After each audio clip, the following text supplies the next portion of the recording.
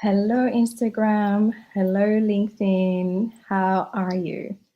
It's another Tuesday talk, and today I'm coming to you from a very different place. As you can tell, this is not my usual place. I'm currently in Amsterdam and enjoying this beautiful city. However, I am committed to Tuesday talks, 6 o'clock Sydney time, though it's quite early here in Amsterdam. And I wanted to keep my word. So today's topic is about dealing with frustration at work, particularly when it comes to the work we do and the setup of our work environment, because that's the topic that I always talk about. I always talk about a career by design, finding higher profile or higher impact roles, and that's basically my jam. And I do that because I believe I can work with people that they are passionate about what they do. They want to create a bigger impact, but also they want to be more.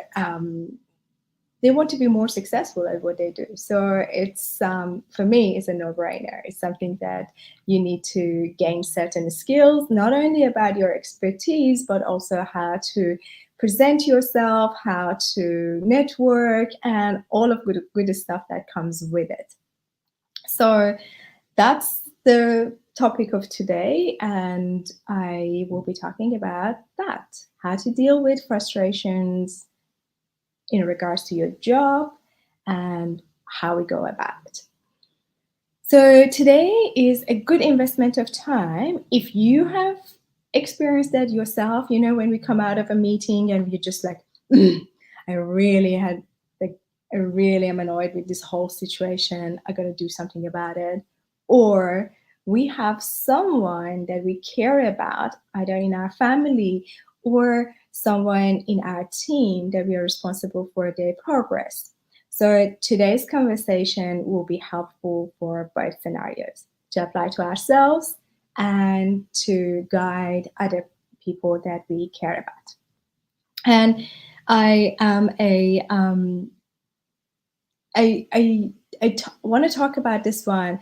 It's a little bit less technical and it's more of the mindset and how we do things. This because not because I'm an executive coach or any of that. It's just because as senior managers and executives, we have a set of skills in driving and managing our work and leading our organization, which we don't use. Also, we have one skill in leading and positioning things in the organization that we are misusing when it comes to managing our frustration. So let's get into it and let's look at the two skills that we have. So first time we realize something is not working for us and we just don't feel great about something at work, particularly about our job. Could be we are not recognized for something, we have been overworked, overlooked, something unfair and just happened to us, all of that. Or we are bored and we just think this is like really trivial for me. It's really time for me to do something bigger. Those times, the time that we recognize those emotions and you start feeling uncomfortable, is the time that we need to do something about it. So, whenever you are leading a business unit, managing a large portfolio, managing a business, it's very familiar for us to come up with midterm, short-term plans, midterm plan, and then long-term plans.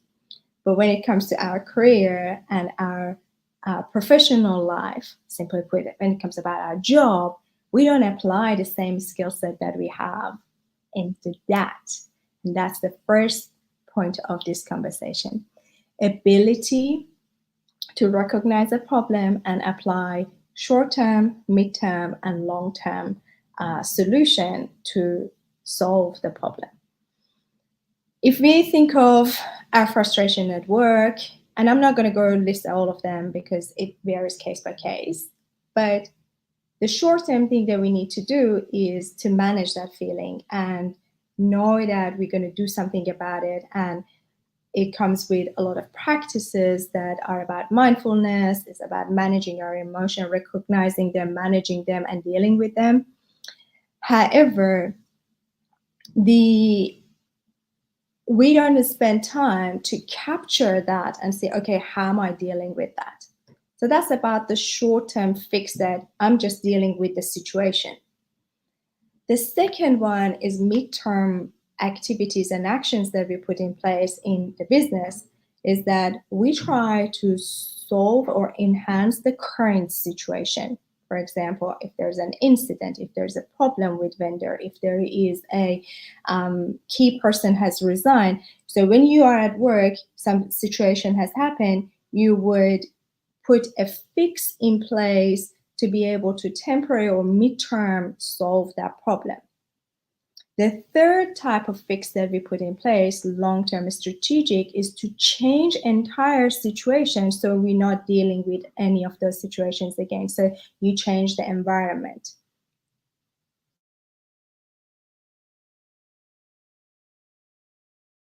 Situation, and the long term is to completely change the situation and environment. If you look at your job and your career and where you're currently, you can make the parallel by managing emotion, doing something about the current job, and then thinking about what's the next thing for me and where I would like to go and how I'm going to change my environment and solutions. When I talk about this one and make the parallels, it's quite clear for everyone that you got to have those plans in place, short, mid, and long term, in order to be in control of your career and your job. But when it comes to reality, we see a lot of people are going forward and backwards between these ones, have some of those types actions in place, or they don't have any of them. On the level you are, I work with senior managers and executives. It's less of not having any actions in place. It's just more of what are you doing currently? And when I do any of those leadership audit calls, it's identifying the emotion, putting a level of emotional intelligence on it. Second is finding what are the options for each types of activities, the types of fix that we put in place, and then moving forward with execution and planning. So have that point in mind, how we tackle a problem, identify a problem. The second topic that I want to talk to you, and then I'll connect them all together, is we have one skill as a leader in an organization, that we always try to manage the environment, calm down the team, bring the best out of everyone. We create a nurturing and calm and stable environment for the business to operate, for our teams to do their best, for our partners and vendors to be able to offer and do the best work that we do. It's our job, basically, to make sure everything is moving smoothly. So we constantly are monitoring, managing, putting things in place to create a sustainable environment, to create a calm environment, really. So now, for that, we have learned a skill. The skill is messaging and making things a little bit softer. We make the problem sound a little bit smaller than what it is, to allow everyone to calm down so they can get on with work and actions. That is skill of messaging, calming down, and all of that. It's a good skill, but if we apply it to the work problems that we have, the situation that we have with our current job, it's a wrong application of a good skill. Let me explain it. When an incident happens, or in simple words, shit happens at work, something is not working, one of the things that I need to do is that it's all right, let's get the lesson learned, let's see what we can do. and let's bring a couple of people together, let's whiteboard it, let's brainstorm it, let's do whatever we need to do. And it's like, okay, no, it's not a big problem. So I try to bring everything down and just, not aggravate the situation. And that's good. But if you're constantly dealing with this situation and you're constantly trying to do that, you have not addressed the core issue. The same applies to the situation that you have at work.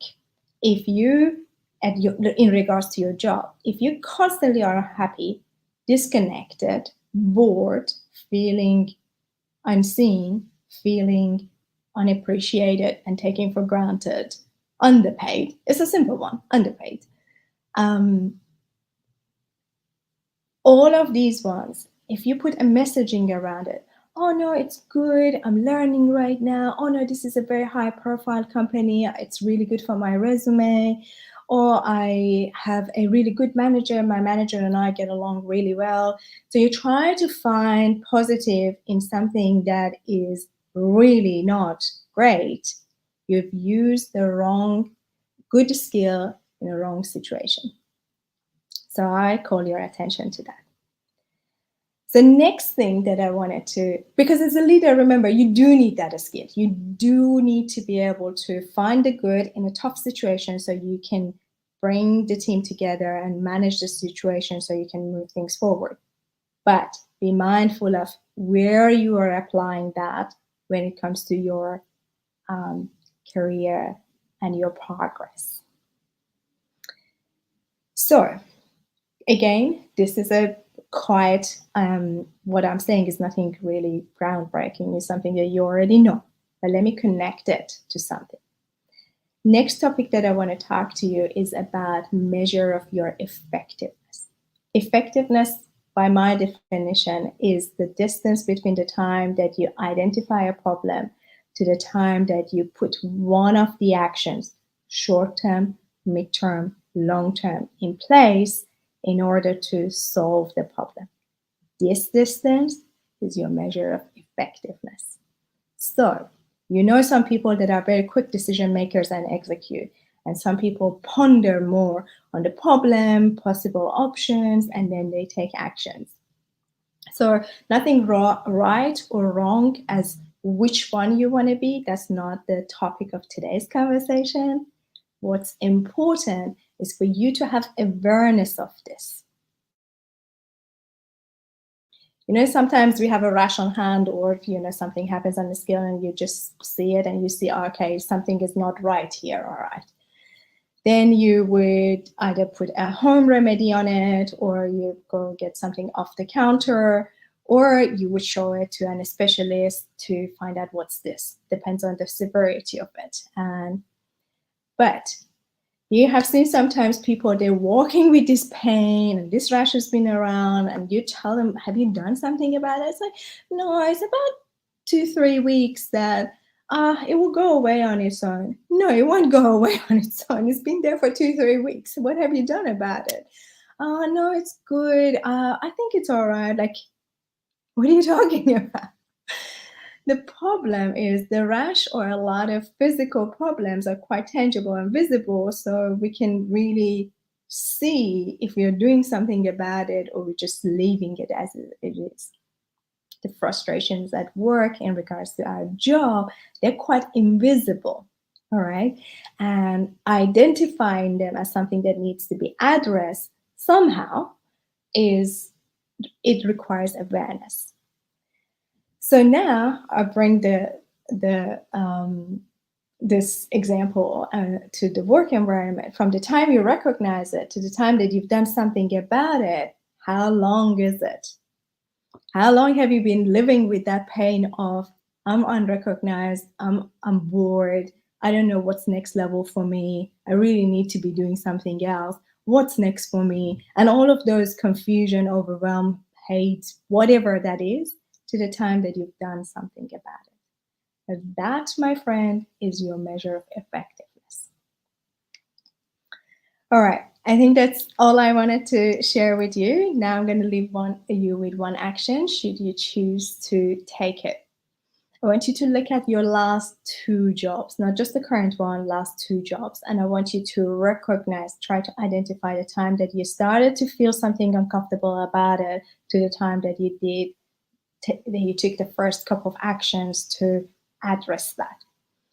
And the reason I say look at it, look at more than one job, because I want you to identify your patterns. I want you to be able to someone that can look at patterns and then see, okay, what is it that needs to be changed?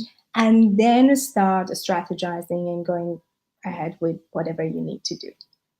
So start analyzing or bringing just awareness, no analysis, just bringing awareness to the time that you recognize something is painful to the point that you have done something about it. Also, one thing that I want you to measure is how much of pain it needs to be for you to do something about it. Is it with early stages, or do you need to leave it to the point of enough is enough, and then starting to really hurt and then do something? Because there are two types of people that they leave it to the point that it gets enough is enough, and I'm like really hurting, and they basically hit the rock bottom, or the pressure is really impacting them. Or people that they operate from a space of desire, from a space of proactiveness, from a space of being the leader in their life, and just find out which one you are and just get a sense of that for yourself. Because knowing that and knowing your patterns and how bad it needs to get for you to do something about it will give you awareness to know, okay, I'm probably somewhere about halfway through this, so I might need to just do something about it. So again, it's for you and understanding yourself and being able to make decisions faster or more confidently. All right. So this is all I had prepared and I wanted to share with you today. If you are interested in this work and if you want someone to look at it and look at you from outside and tell you how you are operating, definitely book a leadership audit call. That's exactly what I'll do in those calls. What we do is we look at your aspirations and what you want to do and your current situation and what's not working for you. And then we look at what are your blockers, literally what's between these 2 points for you that is not moving you from understanding of the problem to the point that you take first actions. And then we look at opportunities, because sometimes there are a lot of good things that you already have and you're not able to tap into them, and we identify opportunities. At the end, we come up with a plan, an action plan. All of my clients are action takers, risk takers. They want to get things done. And it's always a really good positive dynamic. And it's always something that I get a kick out of it as well, apart from being of a service to you. All right, closing the loop, all of the dots. You can use ability to manage frustrations about your job for yourself and for your team. 2 skill sets. One is identifying a problem, putting a fix in place, short-term, long-term, short-term, mid-term, long-term. And the second skill that we potentially misuse is ability to put a positive spin on something and put a right, nice messaging on a bad situation. It's a good skill. It's a good skill, but it could be used incorrectly, and it will prolong the period that we have to do something from the time we identify a problem to the time we deal with it and take the first fix in place.